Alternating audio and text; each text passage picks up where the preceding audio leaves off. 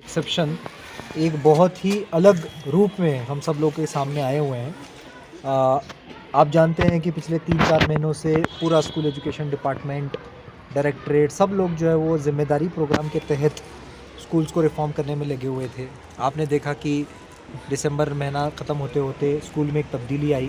सारे स्कूल्स को हमने ग्रेड किया। क्वालिटी एजुकेशन को इम्प्रूव करते करते इंफ्रास्ट्रक्चर एडिशन कैसे स्कूल्स में करना है, इसके बारे में भी बहुत काम हमारे टीचर्स ने किया।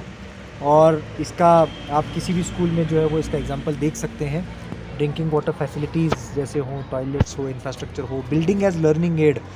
तो मैं मुबारकबाद देता हूँ सारे टीचर्स को और स्टूडेंट्स को जो आज बहुत खुश हैं एक अलग टाइप के स्कूल में, एक कलरफुल स्कूल में, मॉडल स्कूल्स में, हर एक स्कूल में वो जो है वो एंटर कर रहे हैं। आने वाले एकेडमिक सेशन को मैं उनको बधाई देना चाहता हूँ। हमारे पास मुझे लगता है कि हाल ऐसा है कि मोस्टली सारे स्कूल्स में इंफ्रास्ट्रक्चरल जो एडिशंस करने थे वो हम लोग जो है वो काफ़ी हद तक सैचुरेशन लेवल पे हैं।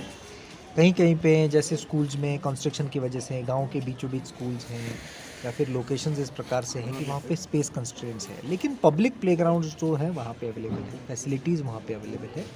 हालांकि इस बार हमने जो है वो स्पेशली रूरल डेवलपमेंट को ये हिदायत दी गई है और आप आने वाले हमारे नरेगा के और कन्वर्जेंस प्लान को देखेंगे तो उसमें बाकायदा डायरेक्शन सारे वीडियोस को ये दी गई है कि स्कूल के हवाले से, पब्लिक इंफ्रास्ट्रक्चर के हवाले से, प्लेग्राउंड के हवाले से जो जो इंटरवेंशंस वो कर पाएंगे उसमें काफ़ी सारे डिलीवरेबल्स आपको दिखेंगे। तो मुझे पूरी आशा है कि इंफ्रास्ट्रक्चर ये नेवर एंडिंग प्रोसेस है, ये हमेशा से जो है वो एडिशंस होती रहेगी, प्रूव किया जाए। और ये नेवर एंडिंग प्रोसेस है, जैसे मैंने बताया एक लेवल तक हम लोग ज़रूर इसकी वजह से पहुँचे हुए हैं। आप देख रहे हैं infrastructure, building as learning aid, इन सारी चीज़ों में हम लोग जो है वो आगे निकल गए हैं। कोशिश हम ये भी करेंगे कि आने वाले दिनों में और सेकंड फेज़ के माध्यम से सेकंड लेवल पे क्या इंप्रूवमेंट्स अभी स्कूल में करनी है। कहीं पे जैसे लेबोरेटरीज़ को और रिफ़ाइन करना है, कहीं पे आईसीटी लैब्स को और रिफ़ाइन करना है, कहीं पे टीचिंग स्टैंडर्ड्स को और रिफ़ाइन करना है। इसको किस प्रकार से चैनलाइज़ किया जाए, इसको किस प्रकार से मास लेवल पे किया जाए, क्योंकि कुपवाड़ा में तकरीबन 1,500 के आसपास स्कूल्स हैं। हम 1-2 स्कूल्स को रिफ़ॉर्म करने की बात नहीं कर रहे, सारे 1,500 स्कूल्स को किस प्रकार से एक क्वालिटी लेवल पे लाया जाए। और हम लोग काफ़ी एक माइलस्टोन अचीव कर चुके हैं। आने वाले दिनों में और इसमें रिफाइनमेंट होता रहेगा। एस्पायरेशनल डिस्ट्रिक्ट के पैरामीटर्स की अगर मैं बात करूँगा तो कुपवाड़ा जो है वो उसका रैंक काफ़ी सुधरा हुआ है। हम टॉप मोस्ट रैंकर्स में से एजुकेशन में जो है वो देश भर में आने लगे हैं, वो इसी की वजह से आए हैं। और हम लोग तब तक नहीं रुकेंगे जब तक देश में हम लोग जो है नंबर 1 पोजीशन में नहीं है। जितना मेरा फीडबैक है उसके तहत कुपवाड़ा के हमारे टीचर्स फ्रेटर्निटी बहुत ही रिस्पॉन्सिबल फ्रेटर्निटी में से एक है।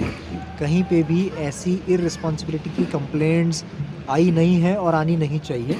आपके माध्यम से मैं उनको अपील करना चाहता हूँ कि अगर किसी प्रकार से इस प्रकार अगर कोई पर्सनल इशू है तो ज़रूर उसको रिजॉल्व किया जा सकता है, लेकिन अनऑथोराइज्ड एब्सेंस को किसी प्रकार से जो है वो टॉलरेट नहीं किया जाएगा।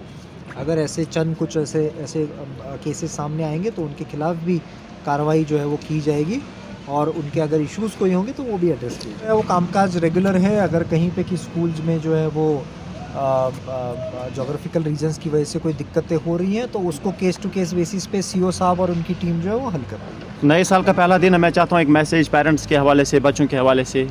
देखिए, पेरेंट्स के हवाले से बहुत इंपॉर्टेंट मैसेज हैं, क्योंकि बच्चों की तालीम में जितना स्कूल का रोल होता है उतना ही उससे ज़्यादा भी पेरेंट्स का होता है। बच्चे स्कूल में क्या करते हैं उससे भी इम्पॉर्टेंट ये होता है कि बच्चे घर में क्या करते हैं। बच्चे घर में जो है वो क्या सारा दिन मोबाइल में लगे हुए हैं। एक तो मुझे लगता है कि मोबाइल से बच्चों को बचाने की बड़ी आवश्यकता है। आईसीटी का एजुकेशन के लिए अलग अलग पैरामीटर्स हैं। मोबाइल से जो है वो बच्चों की जो है वो मुझे लगता है कि लॉस होने की संभावना बहुत ज़्यादा होती है। जनरल नॉलेज के हवाले से, पर्सनैलिटी डेवलपमेंट के हवाले से, स्पोर्ट्स के हवाले से उनकी पर्सनैलिटी को डेवलप करना आवश्यक है।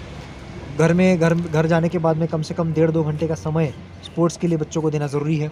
सेल्फ स्टडी उतना ही इम्पोर्टेंट पैरामीटर है।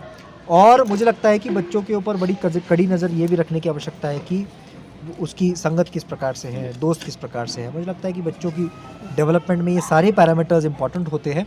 स्कूल को हम जिस प्रकार से रिफॉर्म कर रहे हैं, घर के वातावरण को भी हमें रिफॉर्म करने की वैसी आवश्यकता होती है। बहुत बहुत शुक्रिया।